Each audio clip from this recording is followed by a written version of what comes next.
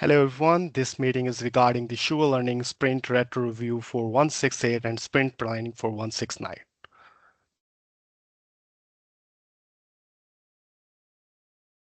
Our sprint goal to update the Markdown editor to its latest version. The work is still remaining. The goal has not been yet achieved.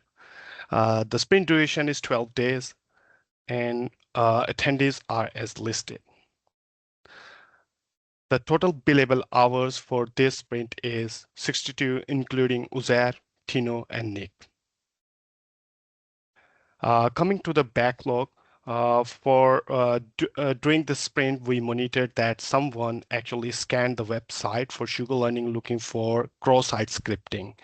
And we find that vulnerability, and we did perform different tests, and then we find it out there are 2 points where the vulnerability for cross-site scripting was still existed while uploading the image or using the Markdown editor and adding the content in the Markdown editor. So I find that vulnerability and it has been fixed and it has been deployed as well. For Markdown editor, we have done the work with WYSIWYG editor. I will show you on my local host now.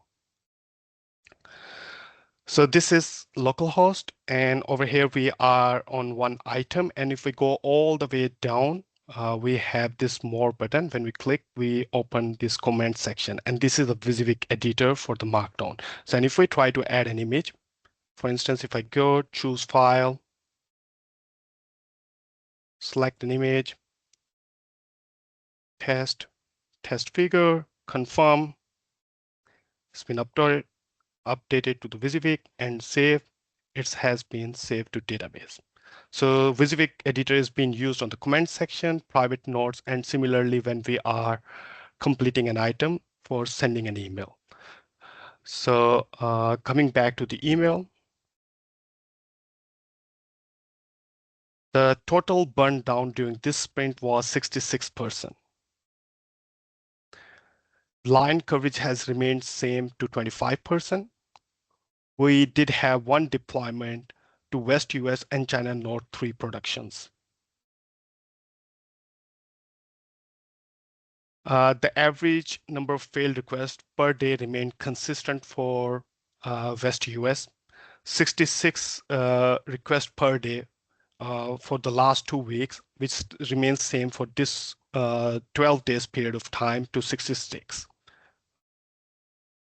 Going towards the unique and authenticated users for West US, total number of unique and authenticated users has been increased from 3 users per day to 9 users per day. Similarly, authenticated user has been increased from 36 to 81. Going to China, the unique user has been and the authenticated user has been remained consistent.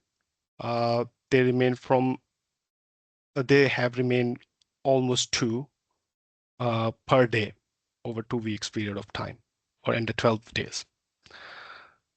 The state of Epic, the EF core migration has remained the same at 48%, and the experimental work, we are still working on Markdown editor migration to its latest version.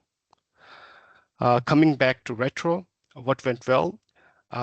Team is happy that WYSIWYG editor is up and running. All the work is done for it, is completed, and it's been merged to the branch as well.